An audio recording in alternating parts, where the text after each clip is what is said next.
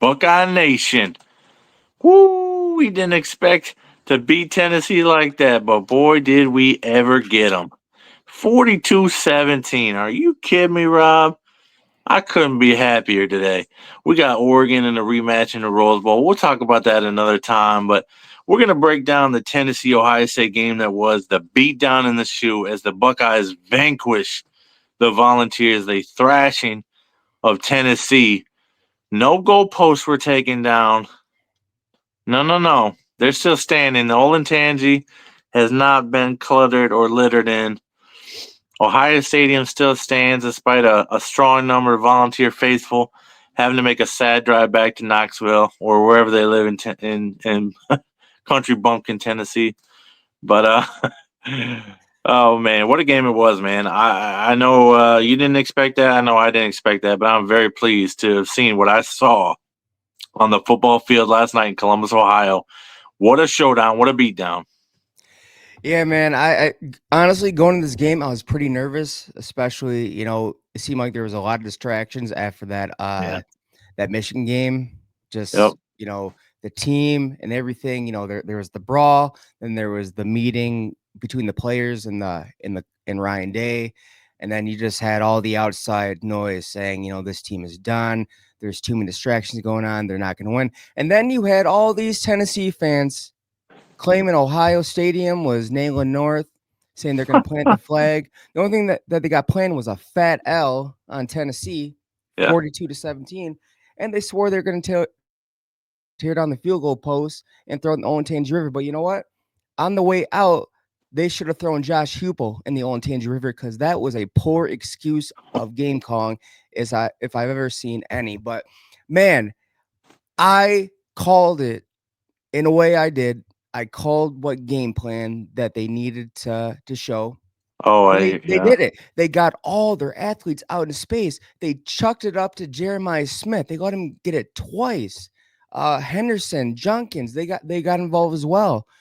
Their O line looks a lot better, but most importantly, they figured out the perfect game plan. And if they keep playing like this, there's a good chance that they can go all the way. But who I'm really impressed, and you know what? Still better than Kyle McCord. Kyle McCord would have peed his pants and we would have went home with the L. I'm really impressed with how Will Howard played. He played lights out. I think this was the better than the Oregon game. Uh, Yeah. Over 300 yards, 2 touchdowns. His QBR was just off the charts. Completion rate was off the charts.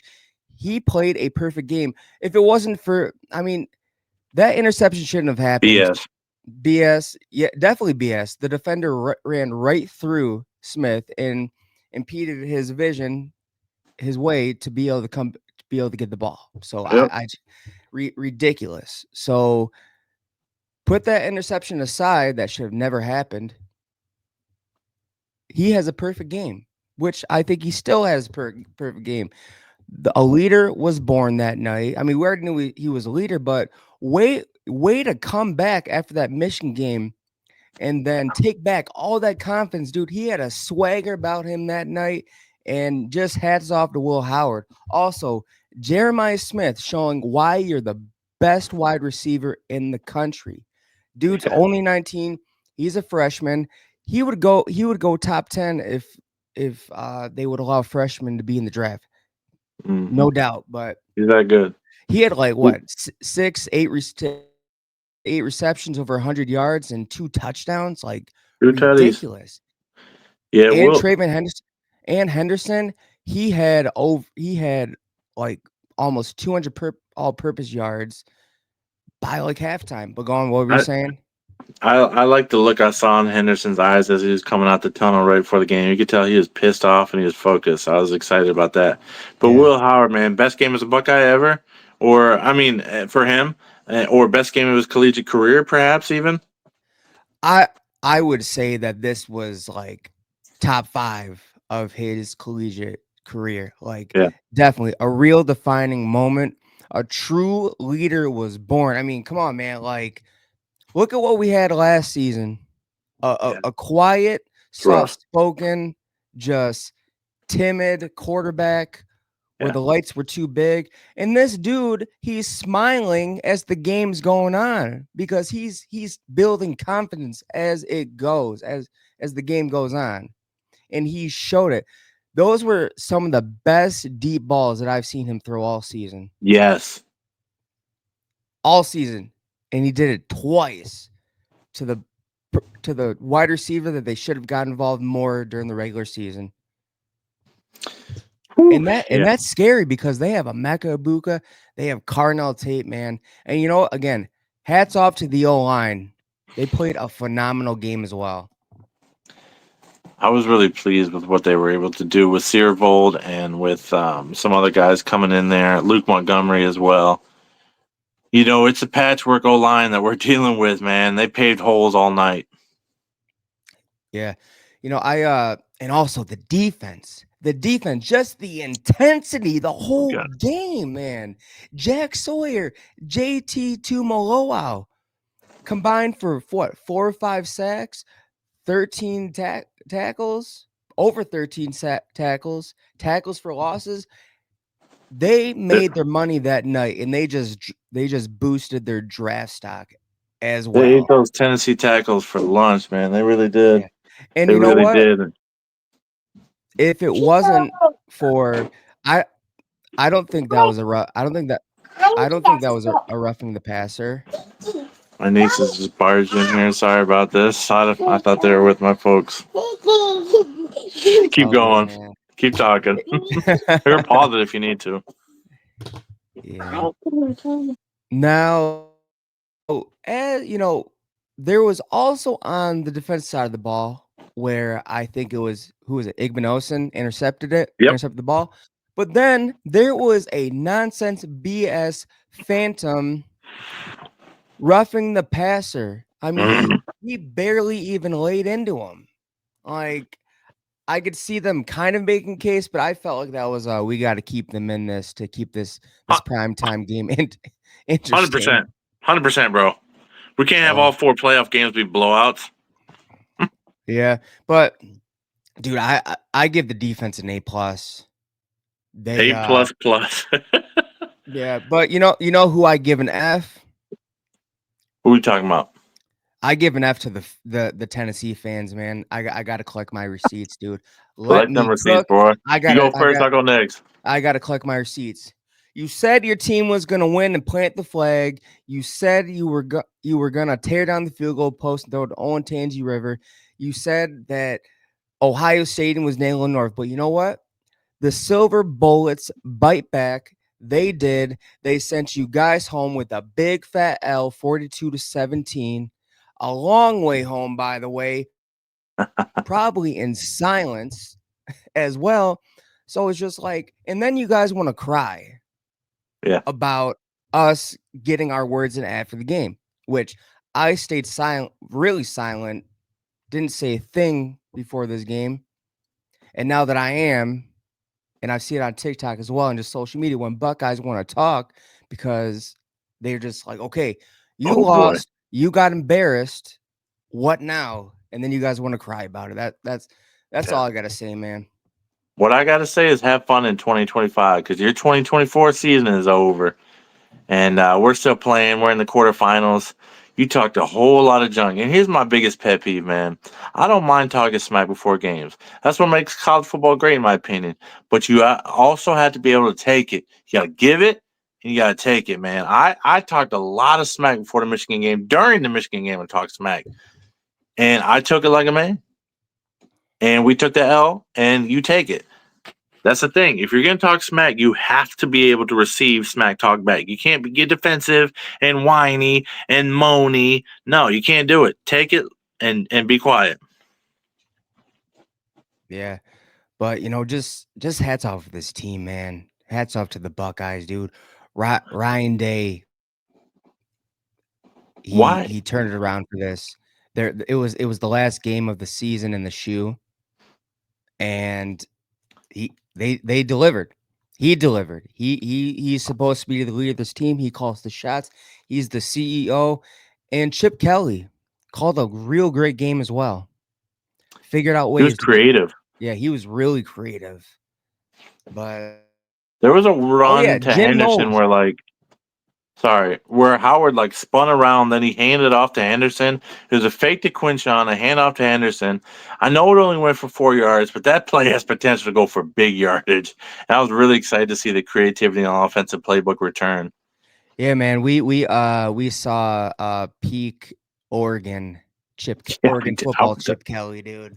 That couldn't that help but think about that. that's what we saw in Jim Knowles. Jim Yeah, Knowles yeah. getting creative with the blitzes, Lockdown. letting the big dogs eat, letting them make their money. Man, just I he think you know what, he could JTT and stay. Jack earned some money. I think so too. I expect that their draft stock to be lifted. But man, but you know what? Here's the thing. What you got? I feel like, we're going back to the arrogance part. It was really funny how a lot of the Tennessee players, were warming up without their shirts or whatever, acting Yeah, like the cold didn't bother them. Then a lot of them were sitting out because of the because of the cold. by the heaters. Yeah, by the Yeah, heaters. Some of them pulled a muscle, hamstring, and just like a lot of they just weren't prepared mentally or physically for this game. They weren't ready for the cold, but they all and I'm swore that weather wouldn't be a problem. on our second or on our third and fourth drives. The drive where we were up 21-0, and then drive where we were going to go up 28-0. A lot of Tennessee players, I don't know if they're cramping or if they're faking, man. I'm not going to claim they're faking, but it sure seemed to me, it crossed my mind, these players might be straight faking, bro. Now, a lot of them didn't return, so maybe they weren't faking, but one Yeah. way or another, man, they're just slowing up our drives with some injuries or whatever. No, dude, I truly think they just couldn't handle the cold, dude. I mean, Yeah, uh, Dylan Sampson, like, literally pulled his hamstring at the beginning of the game. That's rough. What is his name? Squirrel White. yeah, He was out because of that. A lot of the defensive linemen went down with some injuries because of the cold. They just yeah. man, they just weren't ready. They could have gotten up and I know this would be an early practice. They chose to practice indoors. They did. I mean, they could have gotten Yeah, up at what, like 6, 7 a.m.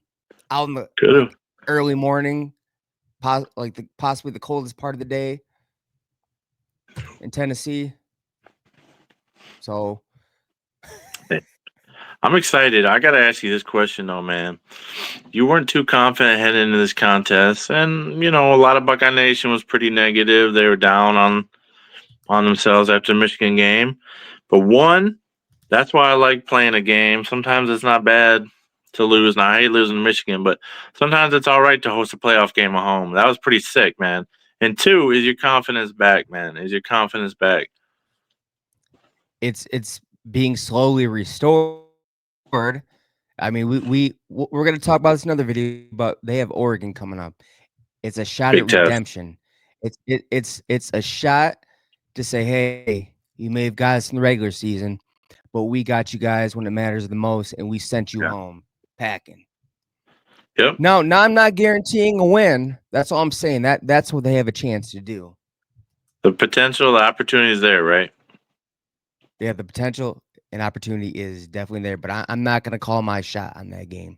Well, that's the thing, man. Like here, I'll put my confidence level at this. Like Oregon is a very good football team. There's a reason they're the only undefeated team in the nation remaining at this point of the season.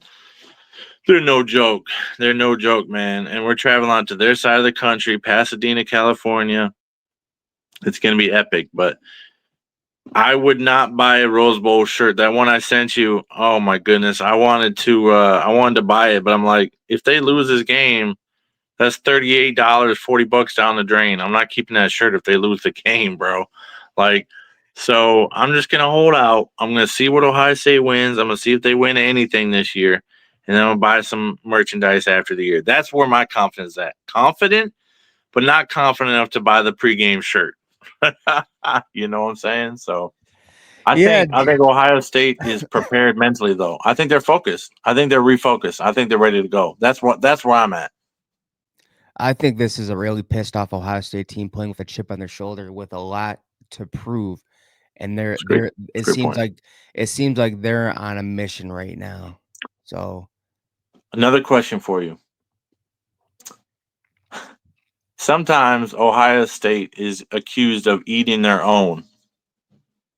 They are accused of being too passionate about football that it negatively affects players. That might be true in the Michigan contest at this point of the juncture of the Ryan Day tenure. In the playoffs, you can tell they're refocused and re-energized, and sometimes that accountability, that ability to call out your players from the fan base, maybe they hear it, maybe they don't. I'm sure they do to a certain degree. Is that a good thing in Ohio State fandom, or is that are we too tough on the Buckeyes at times? you know, I will say that the rivalry between Ohio State and Michigan is really important. Yeah, But seeing that, these are just my thoughts too. yeah, go for it. Seeing that we're an expanded playoff and Yeah, there's clearly not that much on the line anymore, I think it's time to pump the brakes a bit. I mean, it's a bit. let's look at the last 3 seasons. There was a Mm-hmm. lot on the line. You don't win that game, you're not getting the Big Ten title game, you're not getting a trip to the playoffs. Yeah, Simple as that.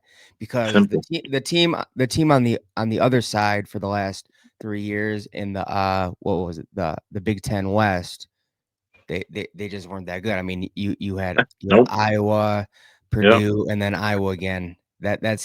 That's easy for either Michigan or Ohio State. Easy dub. Yeah, easy dub. Then you get in the playoffs. Michigan won those. Hats off to them. They got in the playoffs. But now it's just like, okay, we lost to Michigan. We're still in the playoffs. Now we're currently getting a shot at redemption against Oregon. And then beat them, sky's the limit. So Yeah, the sky's the it's kind of limit. like, I don't Well, know. I think we need to back off a bit, pump the the brakes, the see what importance. I don't think the importance will ever go away, but it's going to be diminished. There's no question about it. There's no question about it. When you have an opportunity to come in this game at 10-1, shoot, 10-2 even. We'll say coming in this game at 9-2 or 10-1 and still make the playoffs with a victory. I mean, the importance is diminished a little bit. Like now it's always gonna be Michigan. There's always gonna be a little knot in my stomach about this game. But the importance is diminishing and starting to go away.